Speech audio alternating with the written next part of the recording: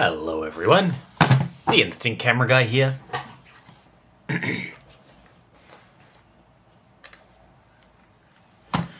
Alright, time to look over Lochlan's camera. Now, the reason that Lochlan sent this to me, Lochlan actually purchased it from another retailer in America who already refurbished it. And basically the reason that he sent it to me was purely because he wanted the SX70R PCB upgrade. As you guys might be familiar, that upgrade basically gives the camera a brand new electric eye and Bluetooth control of shutter speed. So you get manual control of the effective aperture and shutter system, you get a built-in self-timer, you get the ability to use remote shutter release, all controllable through a little dedicated dongle or through the phone app that goes with it, which is available for iOS and Android. And the reason that he ended up sending it to me for this was, well, Lochlan was a bit of a fan of what I do, but also when Lochlan added the retrospect battery adapter to his camera, it voided any warranty that this camera had anyway, so he figured, what the heck, why not send it through to me? Now, as far as I'm aware, Lochlan's plan for this camera is to replace all of the skin panels on this with stainless steel, which he plans on etching with some kind of acid coating or something like that. So my job here is to basically remove all of the skin that's been put on this camera, strip it down, really just check the internals out and install the new PCB. So that's exactly what I'll be doing here. I am first just going to attempt to remove the skin. And the skin so far seems to be coming off pretty well. So yeah, I'm pretty happy with that. I think it's left a bit of an adhesive that's still down there. But that should, I think, clean off fairly trivially. Yeah, in terms of other refurbishes and the leathers that they use, I'm really a fan of Aki Asahi's products because the Nitto double-sided adhesive that Aki uses, that Rikoa uses, is very easy to remove, like with a bit of heat. Basically, every other leather replacement that I come across is irritating to remove and leaves behind some kind of residue. And I think if what I'm looking at is correct, yeah, there seems to be two layers to this leather. There's like a layer of plastic, and then there's a layer of the actual leather itself. This leather is very nice. It feels great, but I must say it's very soft. Now, that really just depends on what your preference is in terms of leather. I'm generally not a big fan of leather that's particularly soft, because although it feels amazing, I mean, this is really lovely to touch, it doesn't wear very well. And for me, like, I'm building a camera because I want to use it. So as a result, I don't really care too much if it's super soft. I would rather that leather be very grippy, and stand up to wear and tear than, you know, be super soft.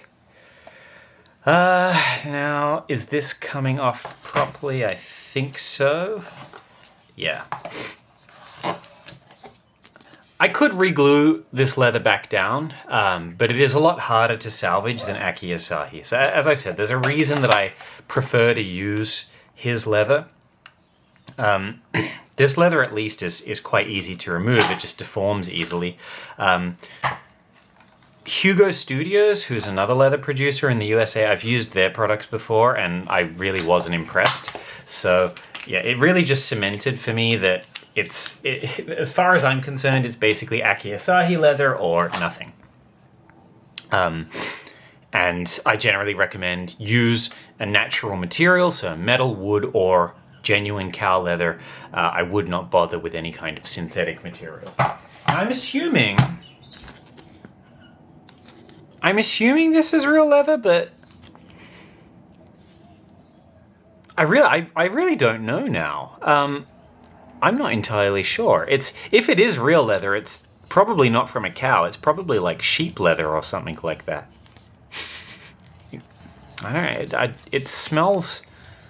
It smells leathery, but I cannot be certain. Anyway, that came off cleanly enough. I will give this a bit of a clean with some shellite in order to remove some of the stickiness, but I'll probably do that off camera, cut, and then come straight back to dismantling it once I've removed all the stickiness.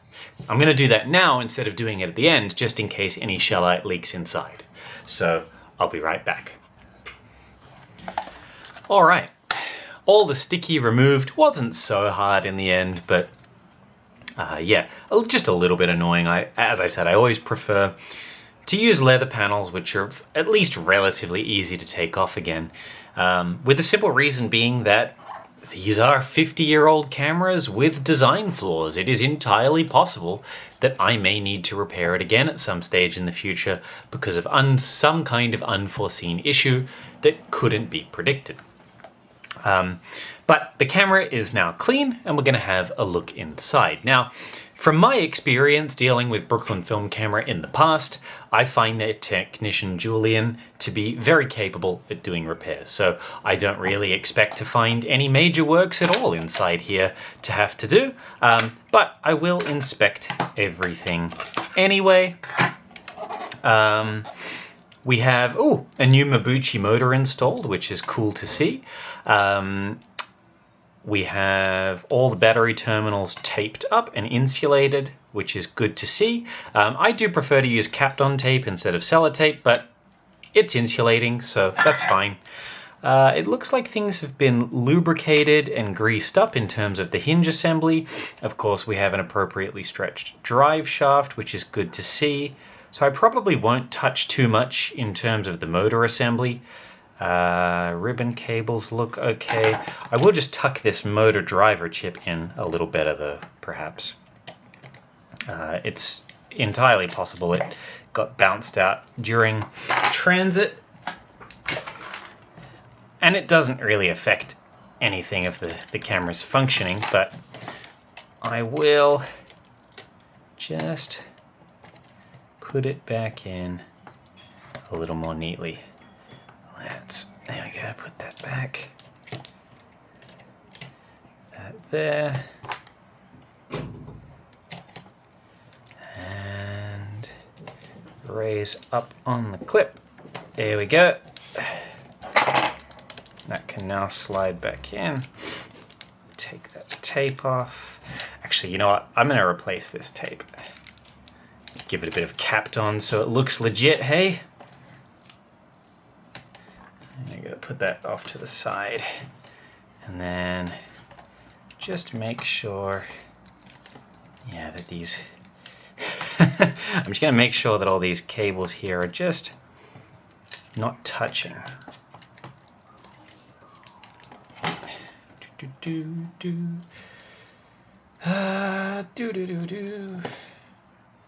you know what? I think I'm going to neaten this up.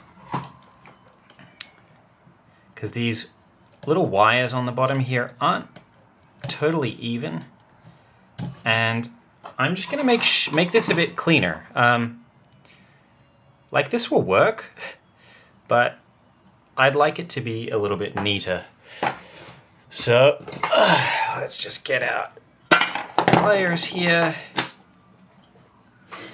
None of this is like faulty work. Like, clearly the camera works, but I would like to neaten up all this cabling.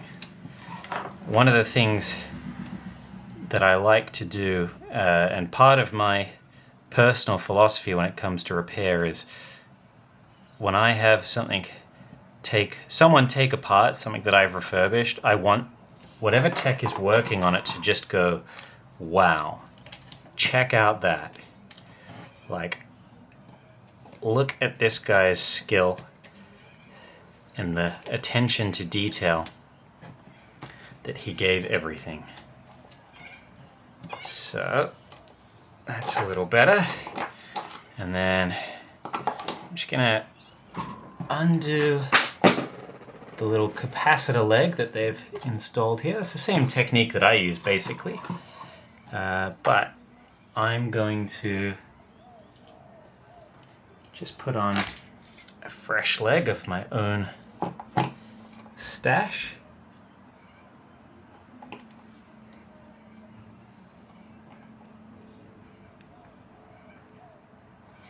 Sorry if you guys can't see what I'm doing.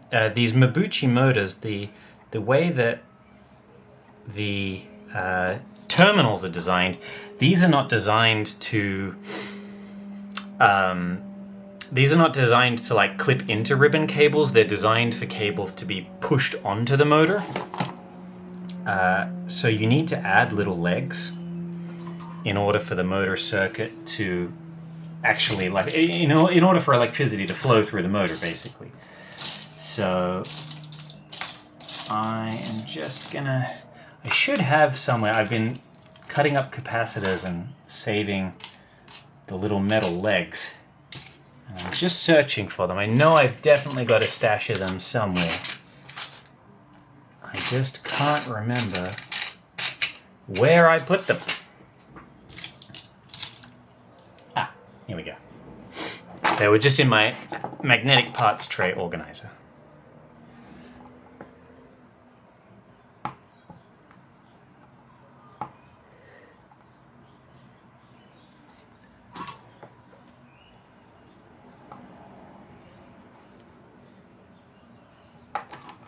All right. Put that there. Then I'm going to grab my solder and just apply a little bit more, just so it makes a real solid connection.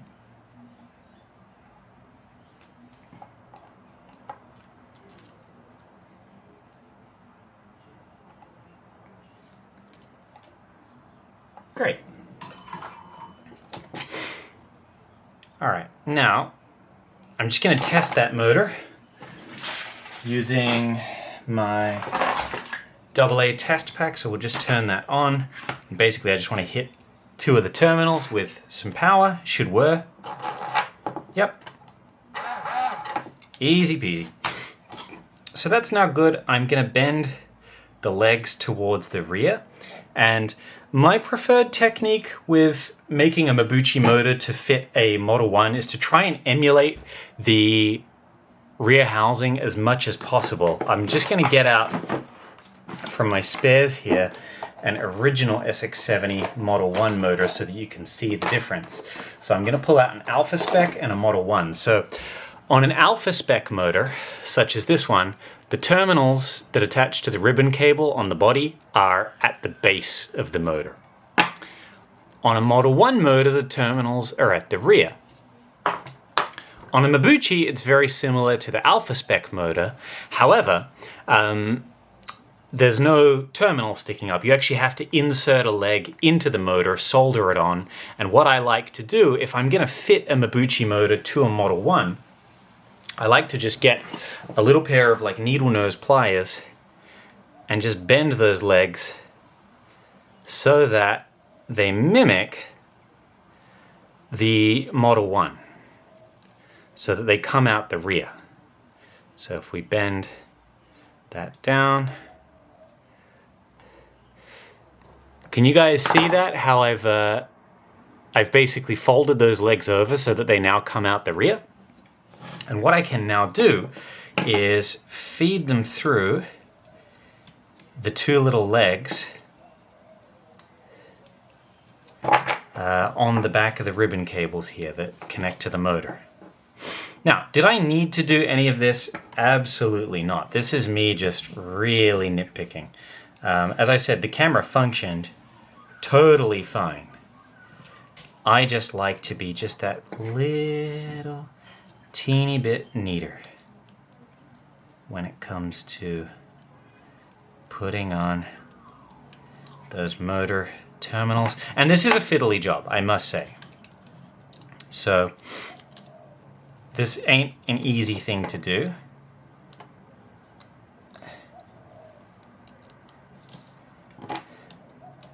There we go.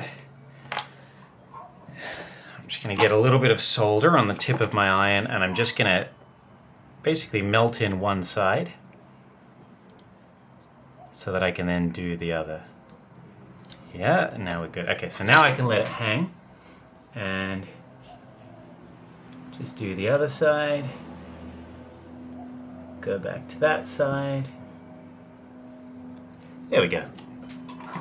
And what I can now do is the extra length on those legs where the wire is hanging off, I can now just trim that back. And what I'll do now, I'm gonna just pull the legs forwards. I'm gonna get some Kapton tape. See how that Kapton is delaminating? It's kind of like sticking up. I'm gonna do a wrap around with the Kapton tape.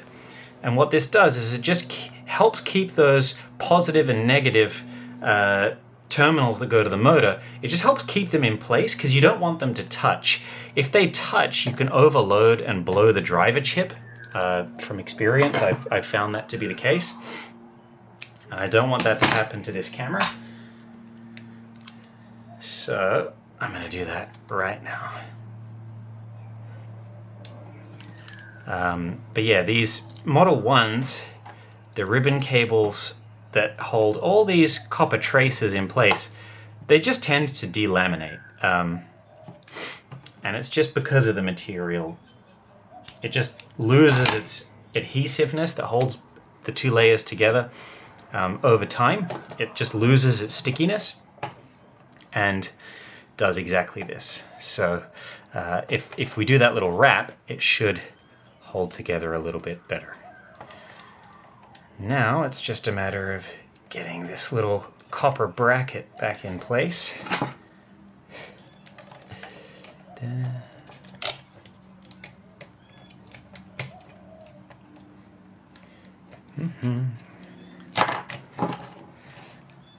And it's like this bracket is not, it's like it's undersized or the copper is oversized because it really just doesn't want to hold in very well. I think it may be on a little bit crooked.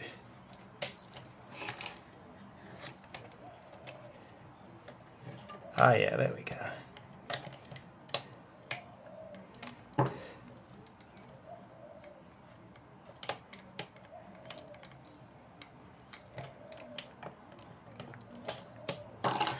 Aha! Okay. We are in. Get the drive shaft on. Like so. Poke my screwdriver up there, make sure that none of those legs are touching. Bend that to the side. Bracket is in there nicely. That all looks nice and neat. I just need to put one piece of Kapton over that bridging copper. Kapton tape is over here. And the other thing that I need to do is just insulate where those battery terminals are, because those battery terminals, sorry, not battery terminals, where the motor terminals are, because an SX70 Model 1 is not designed to have terminals at the bottom, so you must insulate them, lest it accidentally arc on the metallic cover inside. Again, you do not want that to happen. Cool. So yeah, just neatened up. Another thing I'll be doing while I'm in here is removing this metal tongue. This is something that I do with all Polaroid 600 conversions, because if you're converting a camera to take 600, what you may want to do in the future is convert it to I-type, and that's exactly what Lochlan did with his battery adapter pack. But the problem is that I-type packs of film have this little lug of plastic right in the center here. This is not a pack of I-type film, this is. So it's got this extra little plastic lug. And what that does, when you go to insert, this metal tongue here prevents that from happening. So I'm gonna remove that metal tongue. It literally does nothing. It does absolutely nothing. It's not needed at all for the camera's performance. So I'm just gonna grab a nice big chunky drill bit here. Probably about a 1/8 inch drill bit, and I'm just going to drill out the two rivets just on a very slow speed, and we're just going to remove that tongue. There we go, that's all it takes.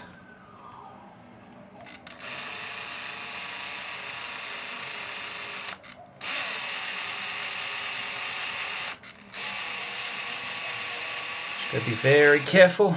There we go. I'm just gonna erect the camera off screen for a second. Just gonna come back, and now we should just be able to, there we go, completely remove that tongue. I'm just going to remove that sharp little bit of steel that was hanging off there. And now, what's going to happen when we go to insert an I-type pack of film? Ta-da! No tongue.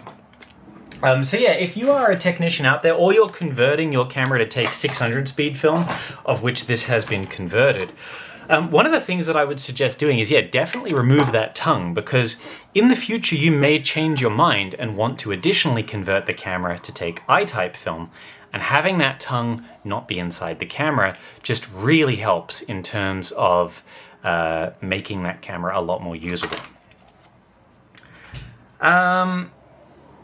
Hey, this is interesting. I'm going to assume either this was replaced with an SX70 sonar Fresnel screen, or this is a very early camera, because looking through this camera, it has a pure matte focusing screen, which is really cool.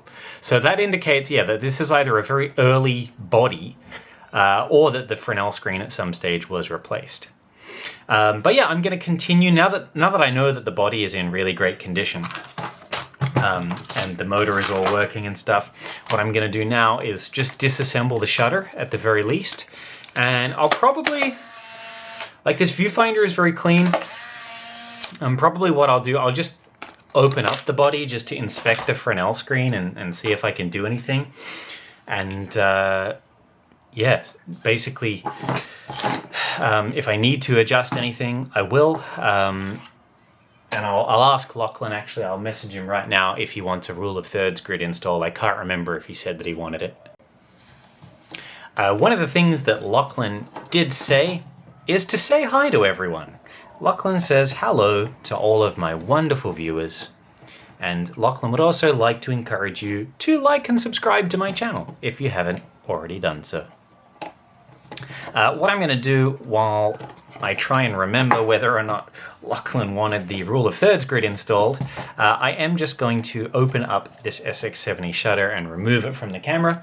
Reason being is that I will be upgrading this to the SX70R PCB, and so I'll need it removed from the camera in order to be able to work on it. Let's see, what kind of capacitor did they put in here? It doesn't say. I'll have a look at it in a minute. The side that says the value is just on the other side, that's all. Let's see, so the retention screws have been taken out, so that is fine. Let's remove this thing. Here, 1, 2, 3, 4, 5, 6, 7, it's standard 7-pin design. We'll bring that out of the way, put that over there, and let's just remove the shutter from the body.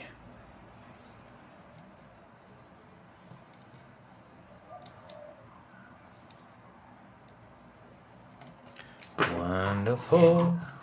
Now this body we can just put over to the side for a second whilst we check out the rest of the shutter assembly. All right, we have, yeah, a pretty early model in terms of SX70s. We can tell because it's got this light dark wheel which has this little sort of window that has a little circular hole in it. We've got a brass clip that holds in the focusing wheel. I hate this design. It's really irritating. It's also got Torx head screws on the light dark wheel instead of the standard flatheads. And the lens that focuses through the electric eye onto the PCB is what they call a bullet lens. And so yeah, bullet lenses match this particular light dark wheel. And yeah, you only really find them on fairly early SX70s. So what I'm going to do, I'm just going to strip this entire shutter down. The reason that I'm doing this, that I'm stripping the whole thing back, is because we're going to need to check the aperture blades But also in terms of calibrating this camera, I'm going to want to find out what the solenoid is doing so that I can accurately put it back in the right spot. Put that here. As I'm working, Lochlan is messaging me as we speak, and yes, he does want the rule of thirds grid. So I will be taking apart his SX70's body, not just to check the Fresnel, but also to add that grid. We'll take off every single piece of this shutter. Now, one of the things I'm curious about is the anti-static layer still on these blades. It's hard to tell without getting them completely off. But the anti-static layer, I mean, these blades, they move pretty well. So it's not like if there is an anti-static layer, it hasn't scraped off or gummed up or anything. What I'm going to do, I'm just going to plunge the solenoid and figure out at what point the blades hit the little S4 switch. So I'm just going to plunge those blades. And it looks like, yeah, it looks like it makes the very standard small rectangular aperture. So that is where I'll be resetting the solenoid when it comes time to putting this thing back together. Solenoid position is very important when it comes to calibrating these cameras with the SX70R PCB, so it's something that I really need to take a note of. All right. We'll put this back. But yeah, look, so far, everything on this camera is looking pretty good. It was functioning and it was taking photos of very good quality, so if I was the average consumer, I would have been pretty happy with this refurb job. Everything is tested and working, although I do think we have anti-static layer on these blades. It is in pretty good nick though, as I just said. You know what, why was I doing that? I'm going to take out that solenoid in just a second anyway. Here I am fishing out the blades like a schmuck. We need to remove the PCB.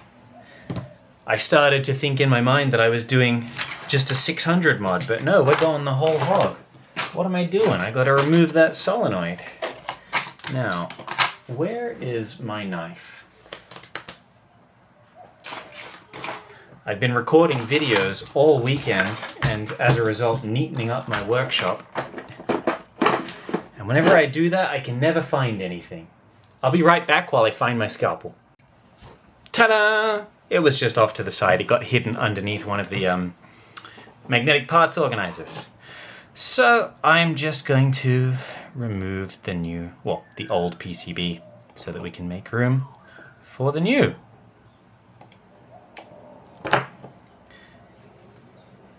And there we go.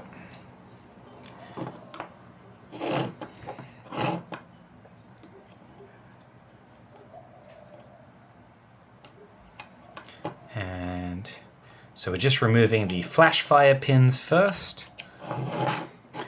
Then we'll remove secondary solenoid pins.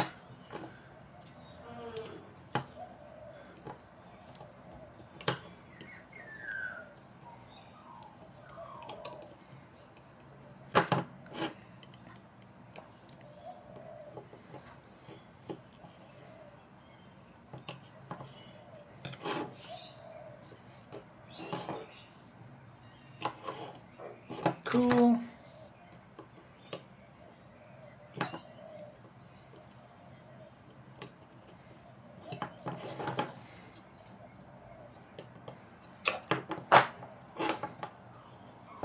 And now we'll remove the main solenoid pins. Now the solenoid we're going to be radically modifying anyway to make use of the new SX70R PCB. So I'm going to remove the little capped on tab, which is there from the factory. That makes getting the legs off just a little bit easier because they're not going to stick together.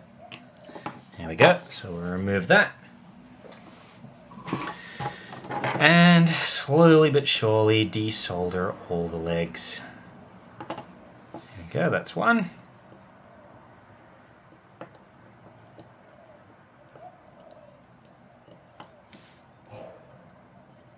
That's two. That's 3. That's 4. They came off very easy.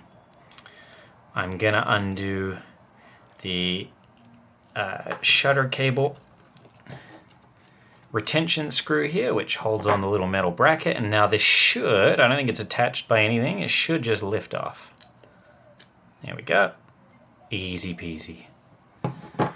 And we have here a 150 picofarad capacitor and an electric eye that is pretty crusty. Now that's no fault of anyone. If it was this crusty, I probably would have left it like this too. I wonder if I can clean it up any better. Nah, not really. Yeah, this electric eye is pretty crusty underneath the IR filter, and that's pretty normal for these Texas Instruments PCBs. What that electric eye does is the little blue square on there filters out infrared light from going to the electric eye, and that helps basically give very steady exposures because certain materials, such as leaves on plants, they reflect a lot of infrared light, and that can play with the exposure. So, for example, if you were taking a photo of a very green tree, the eye would otherwise be tricked into thinking the tree was incredibly bright because of all that infrared light reflection, and it would overexpose. So by having that little blue filter there, it reduces that from happening, well, prevents it from happening. But the problem is that Polaroid's IR filter material oxidizes over time, and it sort of forms this white crusty layer. And so what I find that does is it basically alters how the electric eye transmits light. The more crusty it is, the darker the camera thinks it is, so it's prone to overexposing. Now, with an eye this crusty, I might be tempted to put in a 120 picofarad capacitor just to give it that extra bit of speed, because I didn't test this, and it seemed that all of Lochlan's sample images were fine as far as I know in the neutral setting. But yeah, this might be the kind of eye where you need to go down as far as 120 picofarads. If the eye was in perfect condition, most of the time you need 180. If the eye is a little bit crusty, you can use 150. If the eye is this crusty, then yeah, even 120, even 100 picofarads might be necessary. It really just depends on how the camera performs, and you won't really know until you go to film test it. But this was probably fine. But it's just a good example to show you guys why these cameras develop some of the issues that they do. And one of the things that I offer, because I offered a 600 modify cameras as no additional charge, 600 modding a camera is a really easy way to bypass this crustiness of the electric eye, because if you're already going to have to swap the capacitor anyway to compensate for the fact that the eye is going blind, you might as well swap it out with a 600 film capable capacitor. So that's always my recommendation. Now, you can go nuts and try and cut the infrared filter out, totally remove it, completely clean it of all the white crustiness, and insert it back, but in my opinion, that is a very risky procedure. I've done it several times, and I destroyed the eye about 3 times doing those. So it is a last resort. I much prefer to just compensate with the capacitor. Now, I'm just going to remove the cable from this PCB because I will need to reuse it. So I'm just going to take it off like so. And I will need to actually thread the little spring through the metal clasp, but I'll do that when I put the camera back together. I'm going to put this in my collection of spare PCBs. And unfortunately, my new PCBs haven't arrived just yet, so I won't be able to wire this up today. But what I wanted to do is just prep everything on the shutter for when it does come time for that. And the last thing I'll do is just remove the solenoid, like so, and we're going to have to remove a diode that's just hiding there behind the front PCB. And this diode will interfere with the way that the SX70R PCB works, so I'm just going to get a bit of blue tack to hold that in place. I'm going to get my solder wick and just remove this solder and bust out that diode.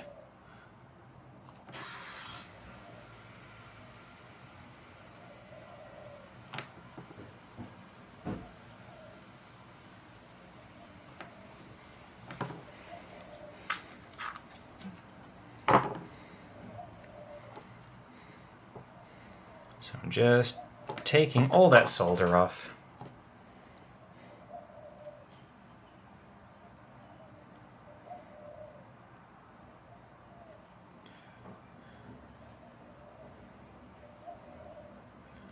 And hopefully that's enough.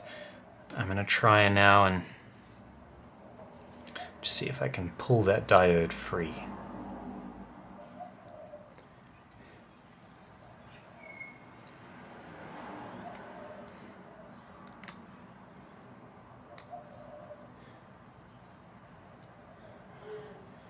Yeah, this one's putting up a fight.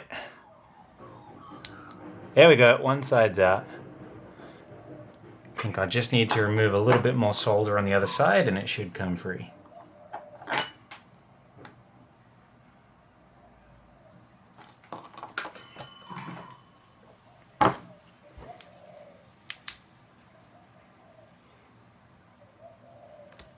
Here we go.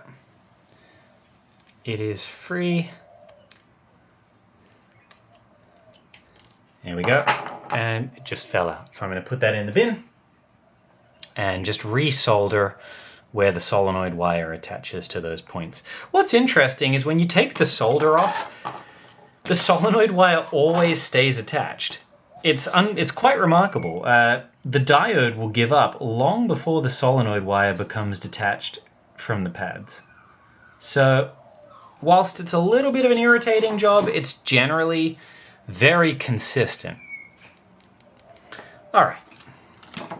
Last thing that I'm going to do is take that out, watch the spring doesn't fly off, and I'm just going to fill everything here with alcohol, grab my cloth and just clean like all the aspects of the solenoid piston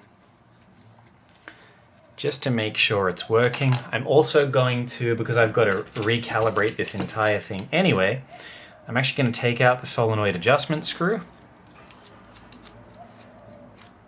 which is, yeah, right there. I'm going to give this a bit more alcohol. And that is, yeah, that's moving really smoothly.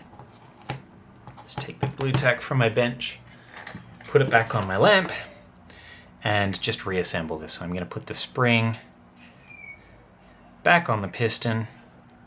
I'm going to put the piston back in the solenoid housing and put the adjustment screw back in place. Now I always like to put just the tiniest drop of lube on the threads there, just to make it that little bit easier. You basically just want to lubricate it and then wipe the lube off with your fingers, basically. That is how little you need. And it just means that this screw moves a lot easier. Now what this screw does, this controls the pneumatic resistance of the solenoid. So I've just screwed it all the way in. See how slowly that moves? If I loosen it,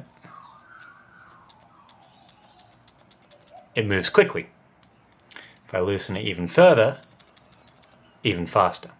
So this controls the rate at which the speed of the blades travel. Anyway, last thing that I'll do to prep this shutter before I put it all back together with the new PCB is I will just remove that anti-static layer from these blades, and I'll show you guys exactly what I mean about the anti-static layer. So I'm just going to grab my acetone. I'm going to grab a little piece of black card here, and let's just use the body of the SX70 just as a little stand. And we'll put that there. I'm going to grab a cleaning cloth. A nice dark colored cleaning cloth. And we're going to get a bit of acetone on that cloth. And I'm going to show you guys the painted layer that comes off these things.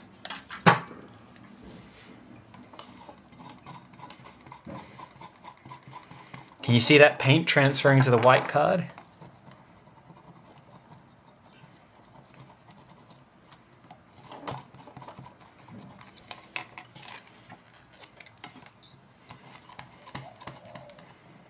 And what this is like a painted layer that Polaroid put on the blades to prevent them from sticking to one another while they slid past each other. But the problem is that the paint over the course of 40, 50 years starts to sort of slough off over time. It starts to come off the blades. And when that happens, the blades can become very sticky. And instead of having a reduced friction, they have an increased friction. So before that painted layer has a chance to fail, I always like to try and be in the habit of removing it. And then what I'm going to do instead is use a pencil and basically color in the rear surfaces of both blades. And what that pencil does is acts as a dry lubricant, because pencil is made of graphite, and graphite is a type of dry lube. And it's like a poor man's sort of Teflon for making the blades slide nice and smooth. It's a good little technique. It's very cheap, very effective, and works really, really well.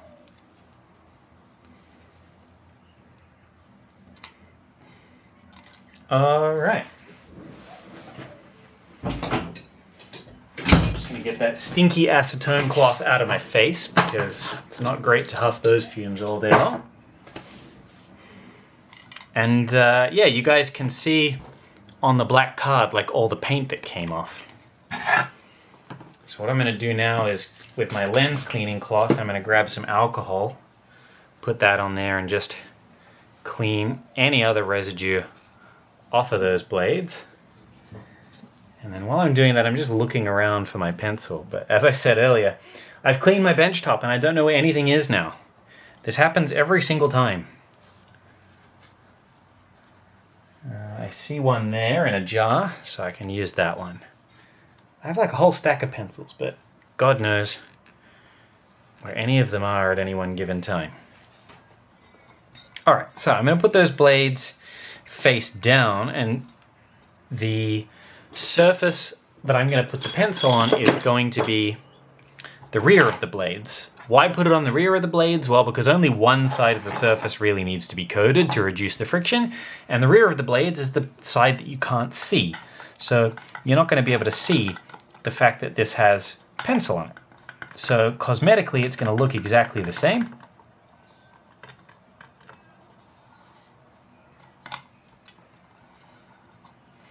But performance-wise, it's going to be far less likely to stick.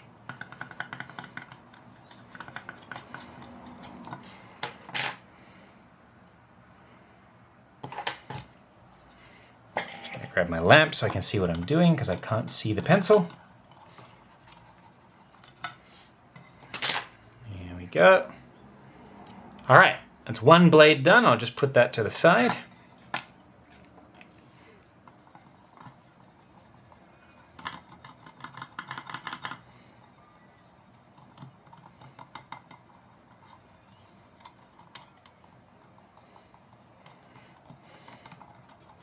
And I'm just coloring in the other side. I had someone ask in a comment on one of my earlier videos why I was penciling in the blades. And like, I swear I've explained this in every video, but yeah, just in case you missed it, it's basically to make the blades slide smoothly past one another. These white cards, by the way, are inside a pack of I-type film. So if ever you have I-type film and you really want little pieces of white cardboard, I suggest you crack them open. In case it's not apparent, I recycle like everything. Absolutely everything that I possibly can. I'm a literal womble. I'm also just going to use the same pencil. Now this lens cell is very clean, so I'm not going to crack it open. There's no point breaking the bonds of the metal in order to, remove what might be a single speck of dust. But I am just going to color in with the pencil the sides of that lens cell where the blades slide past one another. If I was separating the lens cell, I would also use pencil on the entire surface where the blades connect, plus the rear of the lens. But in this case, it really just isn't necessary. As I said, this lens is very clean, and the blades were sliding fine before, even with the anti-static layer on. I'm really just being an absolute pedant when it comes to this. This is just me being pedantic and nitpicking because of my impossibly high standards. So we've got that. Basically, that means everything about the shutter is ready to have the new PCB installed and reassembled.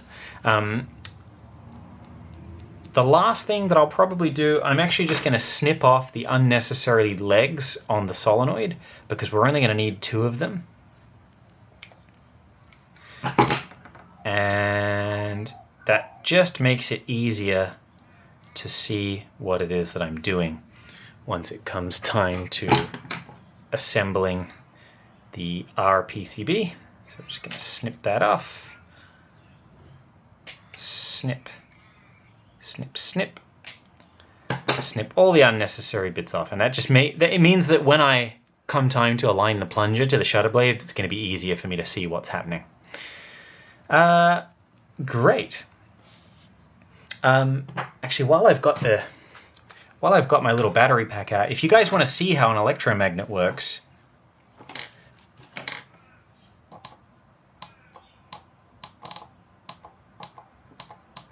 see that?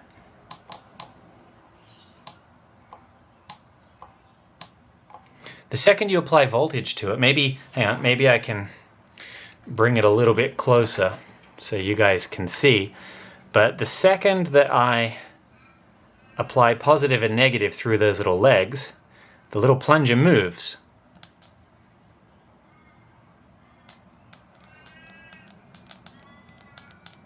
Can you see that? Cool, huh? So we know that this solenoid is working really, really nicely.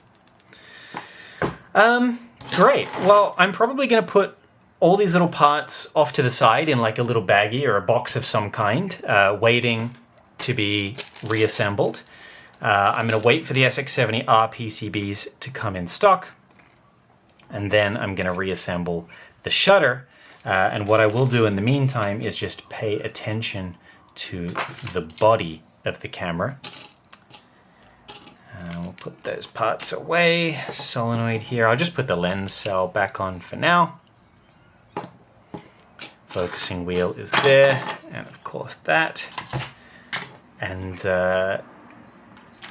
yeah, I'll just make a cut here, and then we'll pay some attention to the body of the camera and install that grid. Time to inspect the body. I'm gonna remove each panel. I think I said before, the body overall is in pretty decent condition. The viewfinder is clean, so no complaints there. The only reason I'm really opening this up is to add the rule of thirds grid, and because Lochlan asked me to, just to double check everything that had been done to the camera. As I said, so far I'm pretty happy with everything that I'm seeing. Like, the only points I could possibly come up with, I'd argue, are pretty nitpicky. Being really just the anti-static layer and the fact that for electronics repair work I always use Kapton tape instead of sellotape, just because it's, I don't know, it's like, it doesn't cost that much and it just looks a little bit more professional.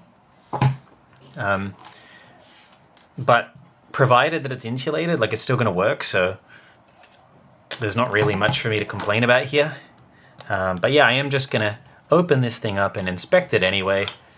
But yeah, Julian's done a pretty decent job of getting this thing back to working order. And the fact that the camera had a motor upgrade is a really nice bonus for Lochlan to know about. Because Mabuchi motors are very nicely spec'd. They're very high spec motors. They perform really well. And let's have a look-see. And yeah, they're nice motors. Mirror silicon is in good condition. The switch, I believe, has been polished. Looks very clean anyway, even if it hasn't been polished. Let's have a look under the mirror. Yeah, it's all looking good. I'll just give it a bit of a clean because it is a little bit dusty. That's very likely not Brooklyn Film Camera's fault. Whoops. Sorry, guys. I had the lamp in the view the whole time. Yeah, that's likely not Brooklyn Film Camera's fault because dust just gets into these cameras. It's an open design in terms of how that mirror box works. There are a few silver marks on the Fresnel screen. That's due to oxidization. It's not anyone's fault. So that's not like the fault of Brooklyn Film Camera that there's those marks there. That just happens because of the age of these cameras. The silver layer on the mirrored surface of the Fresnel screen oxidizes and it goes black. And there's nothing anyone can really do. The camera's still going to function perfectly fine. And all the other mirrored surfaces look in perfect condition. So I'm just going to totally remove the bellows. I think that's my fingerprint that I just stuck there. I don't think that was in there when the camera was opened. And yeah, I'm really just going to give this just a little very gentle wipe with my cleaning cloth just to make sure there's as little dust as possible. Now, overall, this rubber tongue shape is in very good order. Like, it's set back very far from the two plastic lugs. But one of the things I still like to do, because Australia is very hot and heat affects everything, I always like to get this little rubber tongue and just cut down the sides of it on a diagonal so that it's more in spec with an SX70 Alpha. The reason being that these early model cameras can develop an issue where, I mean, either the tongue was installed incorrectly in the factory or it gets affected by heat or something and shifts over time. But effectively what happens is the tongue moves forwards and those little right-angled pieces of rubber butt up against these little plastic lugs here. And it prevents the mirror from lifting up during an exposure. And what that does is it produces like this lag when you go to take a photo. You're going to basically attempt to take the photo, but there'll be this lag, and if you kind of jiggle the camera, then the mirror will release. So it is a bit of a frustrating thing to have happen, and you can prevent it from ever happening by cutting that tongue into that correct shape. Again, this example was perfectly fine. There's no way that rubber tongue was ever going to hit those lugs at any time soon. But just in case, you know, Lochlan decided to take a road trip down to Phoenix or the Nevada desert or something like that and, you know, leave this camera in a hot car, you know, I'm just going to preemptively take care of that just in case that tongue ever shifts forwards. Because once you're inside the camera, like, it doesn't take long to just snip those little bits off diagonally. So I make a habit of it every single camera that I do, because it just reduces the likelihood that I'm going to see it come back and need a second service. So I'm just cleaning the taking mirror,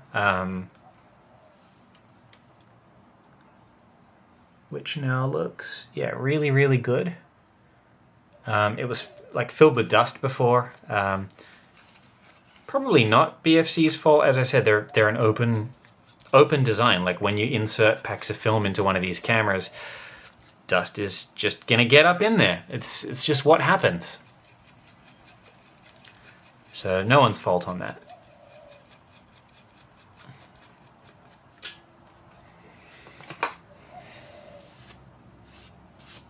So we'll brush a little bit of dust off there.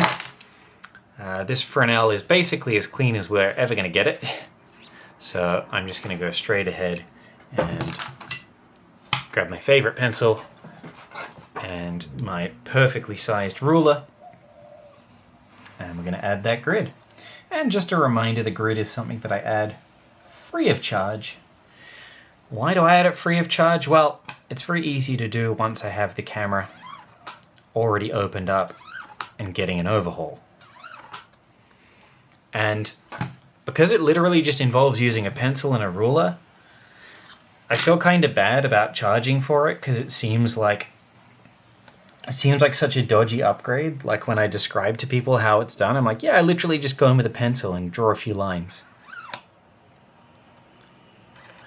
I mean, I guess what you're really paying for is me opening up the camera to this point in order to be able to add the grid in the first place. But yeah, I just do it for free. It's a bonus, and it's kind of like my thing. It's my signature. I came up with this technique, and it's something that you'll find on nearly every single camera that I refurbish. I would say a good 80% of clients who have their stuff overhauled by me opt for the grid.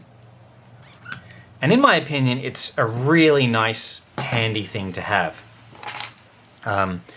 It just really helps in terms of composing your images, because the way the SX70 viewfinder is set up, you are kind of perpetually drawn to the bottom 1/3 of the image in terms of where your eye wants to focus. And so doing it like this just helps your eyes readjust to the overall image, and just helps in terms of composition. It helps in terms of lining things up too. So I really like it. I really rate it. I think it's a really cool little thing I discovered. All right, I'm just gonna grab a cleaning cloth and clean the inside of the bellows. And then, yeah, I can basically just put this thing back together. It's really clean. Like, not really much anything needs doing on this. There's a little bit of dust inside the bellows, but like I said, this is an open design, so dust is gonna get up in there anyway. But while I've got this thing open again, I will just remove it all. And I like to use glass cleaner on the rubber because it's a nice soft, this is ammonia-free glass cleaner, I must say. But it's a really nice soft cleaning product. It doesn't melt anything or leave marks or anything like that.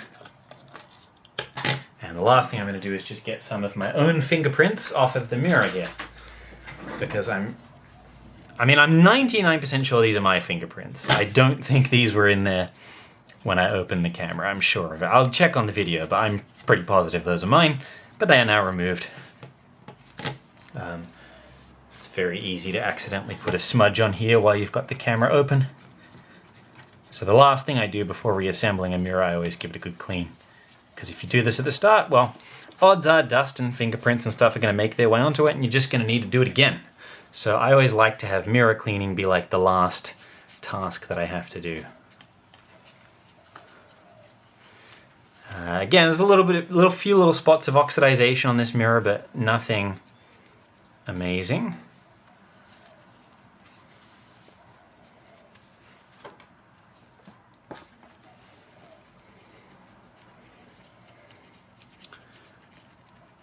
Just gonna make sure I get like no more marks on there whatsoever.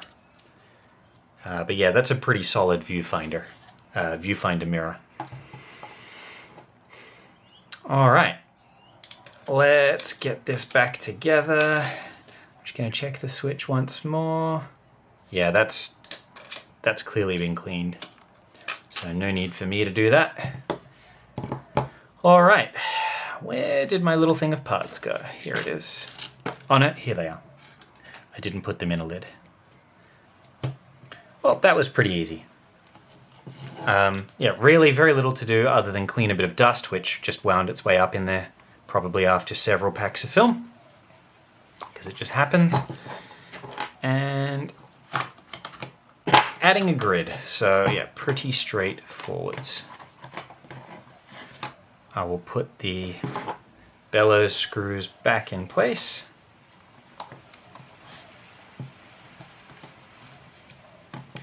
Then we can reattach the viewfinder. I will just check it and make sure it's clean, but it looks clean when I looked through it, so I don't think there's going to be anything really for me to do there.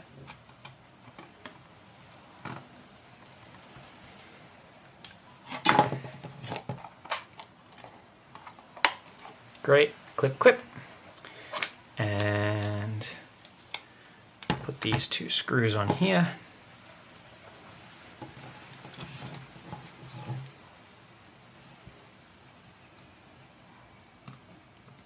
Easy.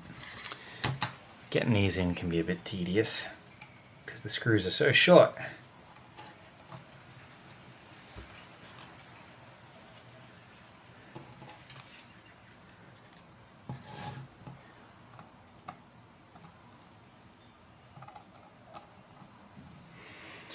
Ay, ay, ay. Come on.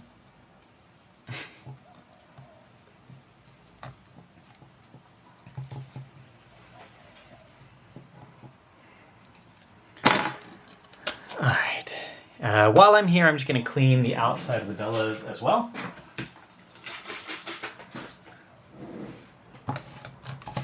See if we can get it a little cleaner looking.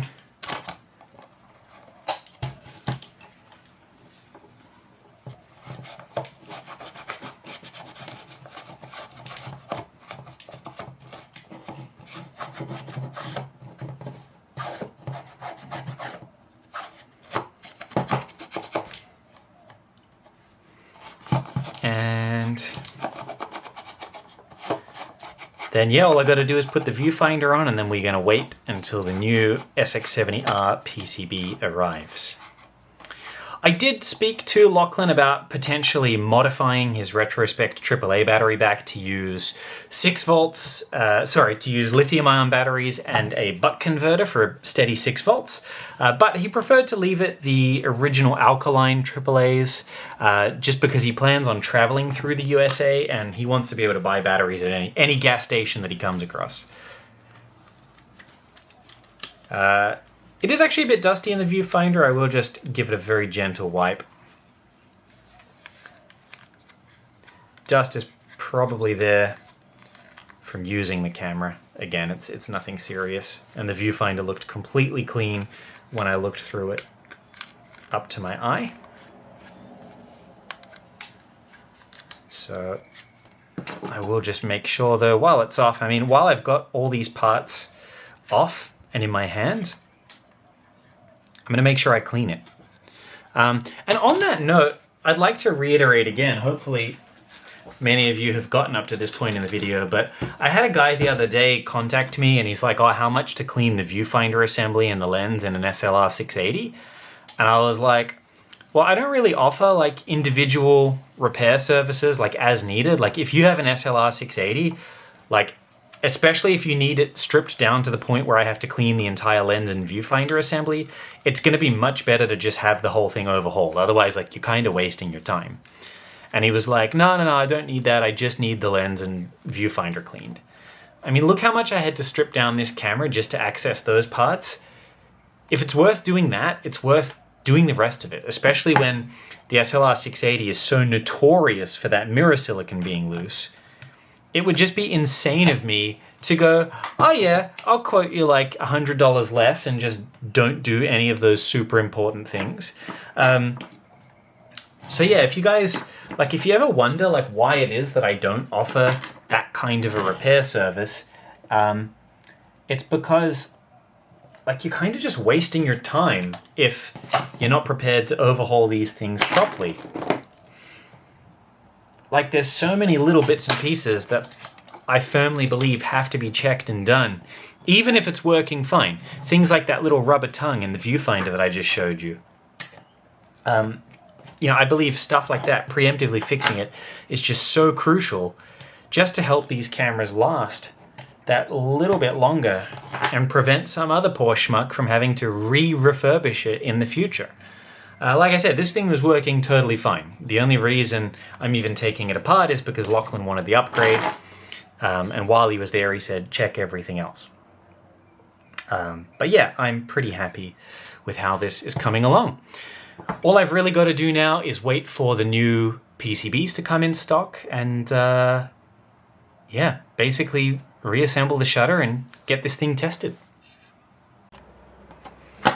All right. It is several days after I started working on Lochlan's camera because I had to wait for new PCBs to come in stock. That is the SX70R PCBs. For whatever reason, they ended up being held up in China and it took them a while before they were able to land at my door ready for me to install.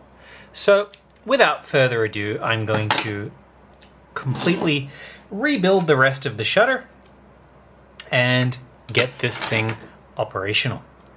I have many other clients' cameras to finish off as a result of this as well.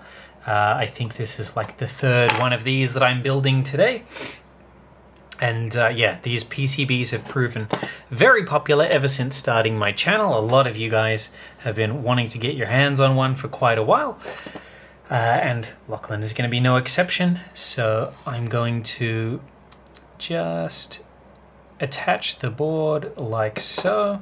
Just make sure that everything lines up. And then we will prepare the solenoid. All right, so everything is in. I'm just going to bend the flash fire legs over like so. Grab my solder and basically get to work.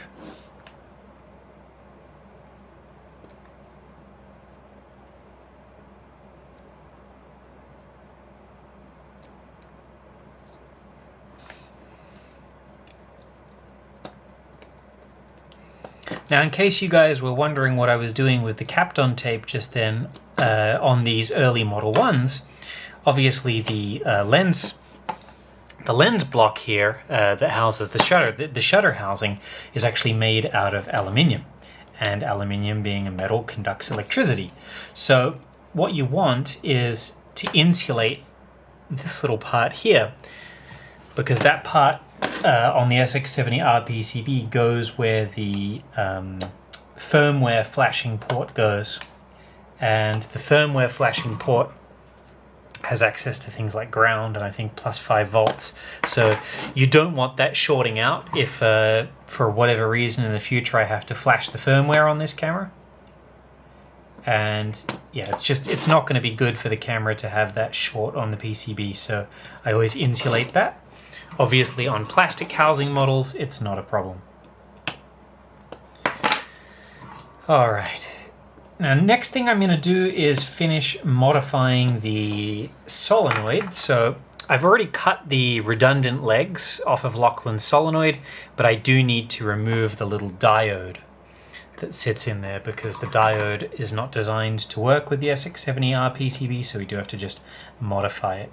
It's really the only downside and annoying thing to the SX70R build. It's probably one of the most annoying aspects of building it, actually, is removing that diode. It's a tedious little thing to remove, but we're going to do it. So also, since the last video where I did an update on the SX70R PCBs, we're still trying to figure out, Carlisle and I, the most reliable solenoid positioning for the various different cameras. And I think I figured out the difference between Model 1 shutter blades and later alpha specs, such as the Sonar Model 2 Alpha.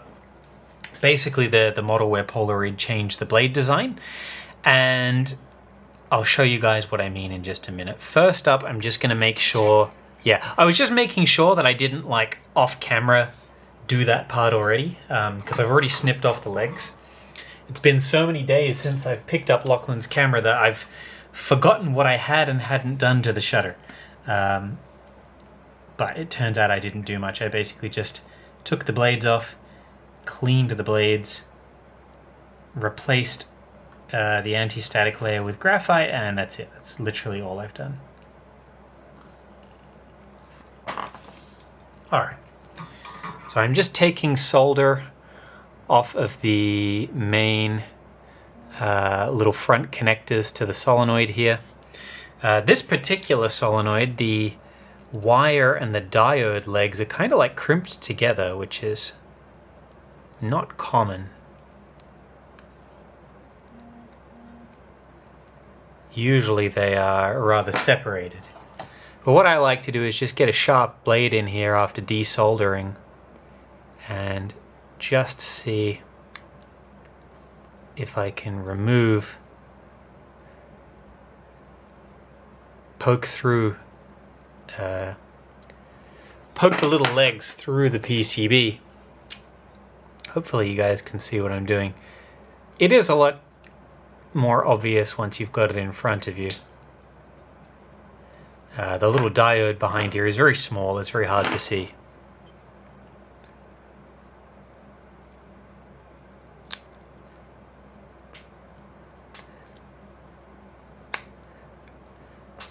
Getting close. There we go. I will just push it out. Wonderful. One tiny little diode removed. In the bin it goes. All right. Great, legs are looking good. I'm just going to resolder, reshape the little ribbon cables on the front of the solenoid and then just hit that with some fresh solder just to make good electrical connection. Great. And we'll do the other one. Hold the wire down. All right, that is good to go. What I will do, I will just grab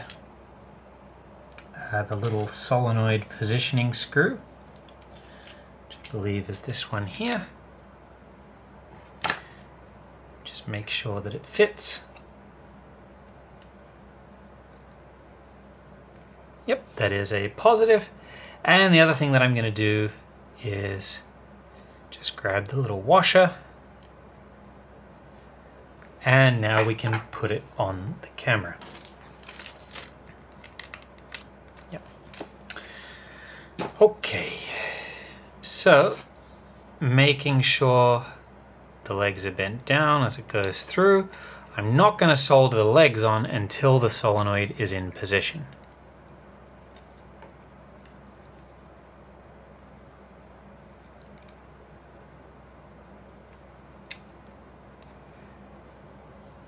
And honestly, the hardest part is just making sure that the legs actually poke through the back. Don't get caught on anything and don't get mangled. There we go. Legs are through.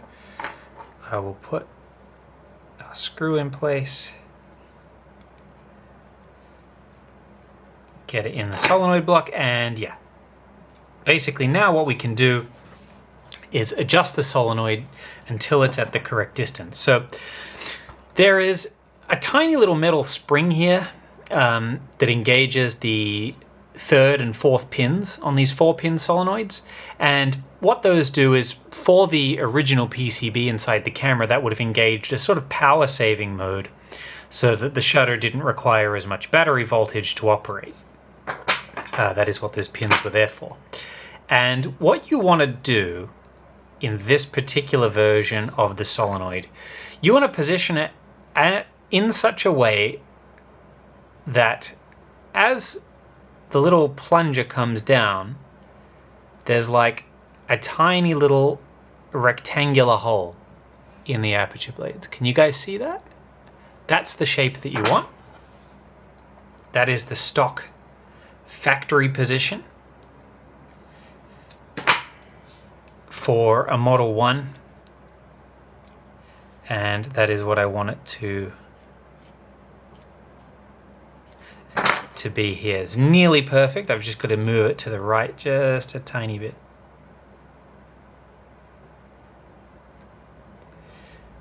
Let's try that again. Perfect.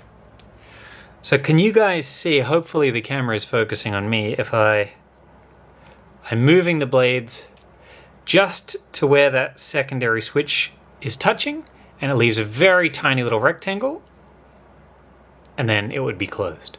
So that's basically what I wanted at.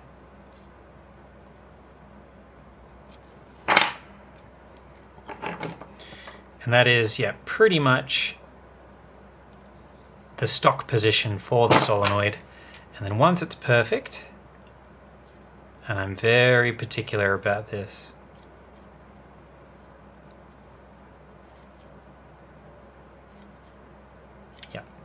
once it's perfect, then I can bend the legs over on the other side and solder them in place.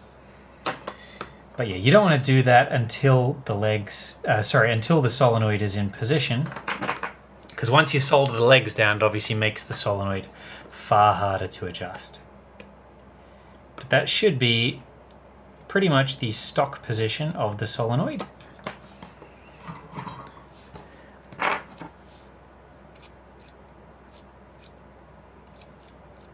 There we go. And now the last thing to do is wire on the ribbon cable. So I'm just going to make sure... Just making sure I'm not getting it mixed up here. It is this one here. So this is the ribbon cable for the Model 1. And I just want to grab the screw that holds the little metallic housing in place. I put all of Lochlan's parts into a little Ziploc baggie when I started taking it apart. And I'm just going to get the screw in to hold the cable in place, and then I can solder the cable to the subsequent points on the PCB. So I'm just going to make sure all the little bits of wire are lined up on the pads. And they are. And yeah, very carefully.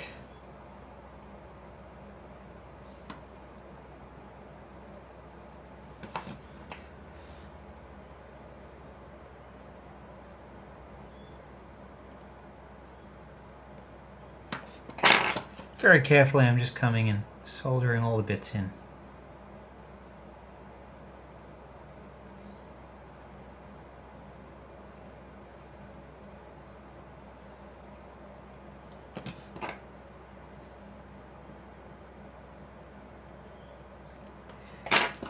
A little too much on that last one.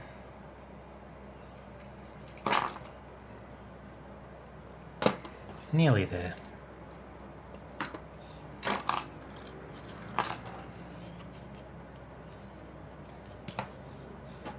Great. All right, one brand new Bluetooth capable manual control PCB in place. I will just insulate the rear of the PCB so that, first of all, no errant light gets through to the electric eye, which is very important because the rear of it is exposed and we don't want that. So light-proof black electrical tape is order of the day here. And I like to just do the other side as well. This other side does not strictly need any insulation, but you know what? I'm gonna do it anyway, just to be thorough, because I don't want anything shorting out. And it's not exactly like this stuff is hard to remove. So yeah, all insulated on both sides of the PCB, and now it's just a matter of putting all the little bits and pieces back together. So I'll put on the flash cam.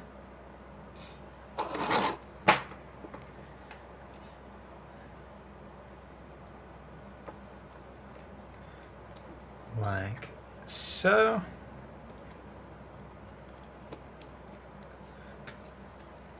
Not that one, we need this one. I'll put on the circlip for holding on the flash cam.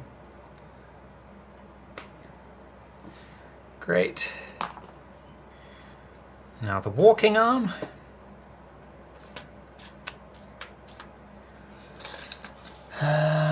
Where is the circlip for the walking arm? Here it is.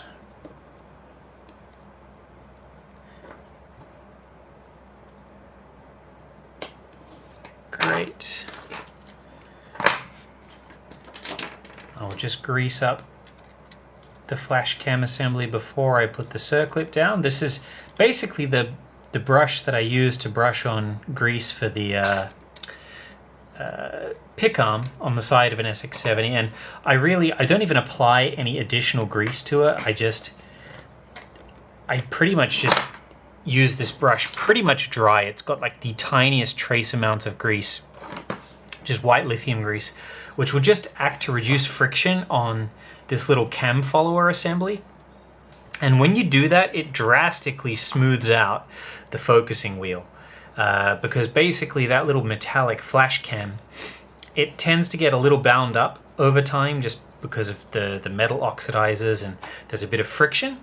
And what it does is it basically makes the focusing like just not very smooth, like especially towards infinity, it kind of like binds up at a certain point. And yeah, we don't want that. Another cool little rare thing that I found for Lochlan is some early model screws to hold the light dark wheel on. These are actually Torx head. They're very uncommon to find.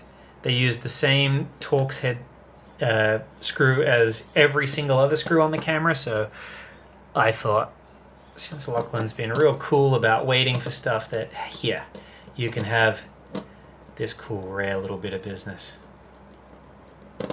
Enjoy. I mean, they function exactly the same, but it's just something cool that you can brag about, Lochlan. Now, I'm just going to use the focusing wheel to just smoosh down on the circlip and just make sure that everything is turning as it should. And it is. And now the last thing that I have to do is add the infinity post. So I've got the infinity post spring. So the spring is now in there. But where did I put the post? That is the question. Oh, it's literally right in front of my eyes. I didn't see it in the little lid there. Here I am looking for it, and it's right there.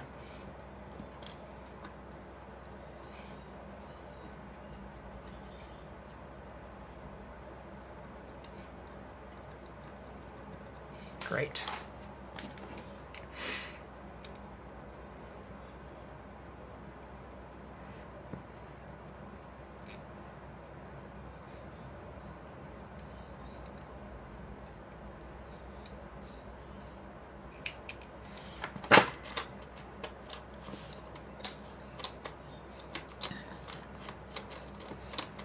All right.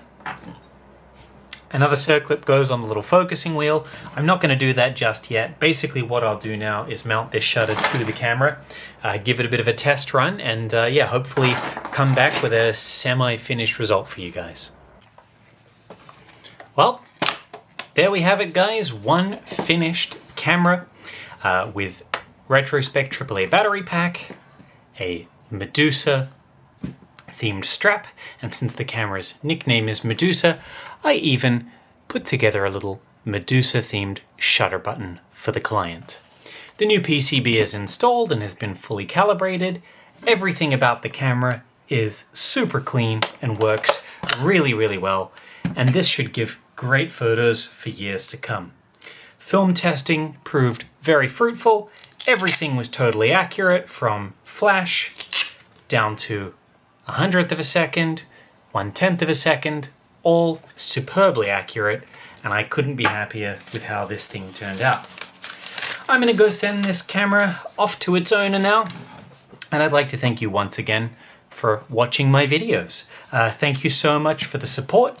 As always, if you ever do want to support me, links are down below where you can make a donation to my Ko-fi account, or simply feel free to just send something my way to be refurbished. This is, after all, my full-time job. I hope you guys have a wonderful rest of the day. May all of your photographs be perfectly composed and perfectly exposed, and I will see you in the next video.